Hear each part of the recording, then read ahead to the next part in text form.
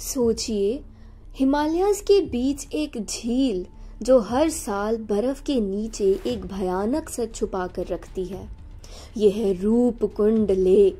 याद रखिए, the lake of skeleton, जहाँ हजारों हड्डियाँ, हजारों कंकाल देखने को मिलते हैं। उत्तराखंड के कुछ 16,000 फीट ऊपर जब बर्फ पिघलती है, सामने आते हैं 100 ऑफ ह्यूमन स्केलेटन। कुछ के कपड़े, कुछ के बाल, सब वैसे के वैसे ही सलामत हैं।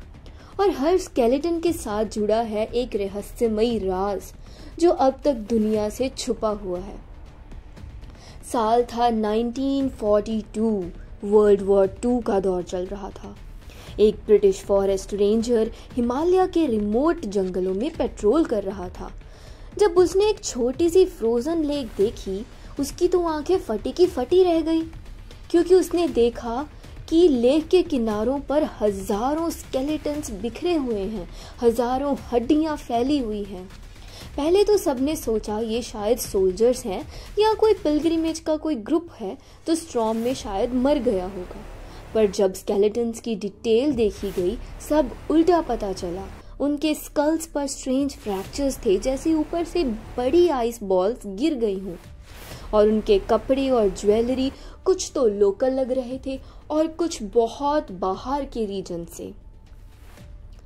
वहाँ के लोकल लेजेंड्स कहते हैं ये लोग नंदा देवी की यात्रा पर निकले थे और देवी क्रोधित हो गई, तो देवी ने इनको श्राप दिया। एक सडन हेल स्टॉर्म, सडन बर्फबारी हुई। बर्फ के गोले जैसे क्रिकेट बॉल के साइज के उन पर गिर गए। उनका सर फट गया। कुछ लोग बीच रास्ते ही मर गए। साइंस और मिथोलॉजी यहाँ आकर मिल जाते हैं। स्कल फ्रैक्चर और हेलस्टॉर्म थ्योरी परफेक्टली मैच करते हैं। लेकिन ये स्टोरी अभी और भी भयानक हो गई जब मॉडर्न साइंटिस्ट ने डीएनए टेस्टिंग और रेडियो कार्बन डेटिंग की रिजल्ट ने दुनिया को हिला दिया। रिजल्ट से ये पता चला कि स्केलेटन एक ही समय के नहीं थे। कुछ 800 CE के और कुछ 1800 CE के थे। और सबसे शॉकिंग बात तो ये थी, कुछ स्केलेटन का डीएनए मेडिटेरियन ओरिजिन का था।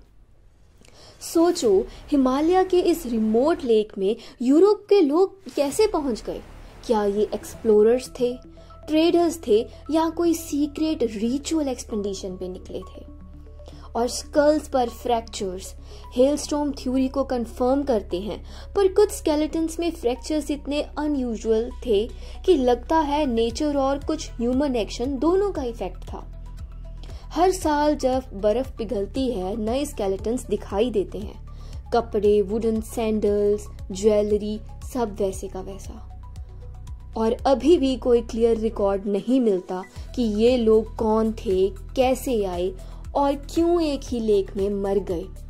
साइंटिस्ट और हिस्टोरियंस कंफ्यूज हैं। लोकल विलेजर्स कहते हैं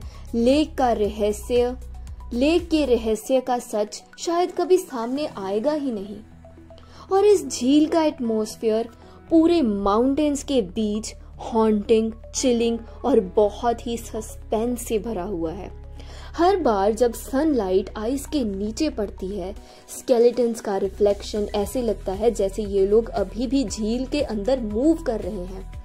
तो आप खुद सोचो, अगर हम वहां पर जाके इस दृश्य को देखेंगे तो हम तो कितना ज्यादा घबरा जाएंगे इतने भयानक दृश्य को देखकर।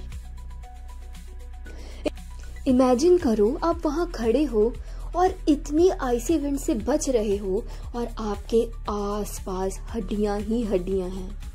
स्टॉर्म क्लाउड्स में घोस्टली गॉडेस नंदा देवी का सिलहूट और सॉफ्ट ब्लू ग्लो में डीएनए हेलिक्स फ्लोट कर रहा है, पास्ट और प्रेजेंट के सीक्रेट्स को लिंक कर रहा है। सस्पेंस, हॉरर और मिस्ट्री का परफेक्ट कॉम्बिनेशन। ये जगह सिर्फ एक लेक नहीं, एक लिविंग स्टोरी है जहां हिस्ट्री, साइंस और मिथोलॉजी कोलाइड करते हैं। क्या रूपकुंड के स्केलेटन्स का कंप्लीट राज कभी खुलेगा, या फिर शायद ये लेक हमेशा अपने हंड्रेड्स ऑफ फ्रोजन सीक्रेट्स के साथ चुप रहेगी? कमेंट करके बताओ आप क्या सोचते हो और कौन सी थ्योरी आपको सबसे ज्यादा लॉजिकल लगती है।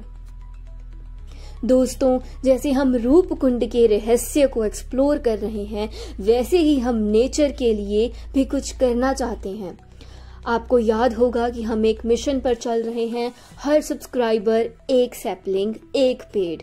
जब आप सब्सक्राइब करते हो और कमेंट्स में अपना नेम लिखते हो, हम आपके नेम पर एक पौधा प्लांट करेंगे, जिससे हवा और एनवायरनमेंट थोड़ा सा और साफ और क्लीन हो। क्योंकि सच ढूंढना और प्रकृति बचाना दोनों ही हमारी रिस्पॉन्सिबिलिटी है। सो जल्दी से हमारे चैनल को सब्सक्राइब करो, नेम लिखो और मिलकर सच और लाइफ दोनों को बचाएं। Thank you.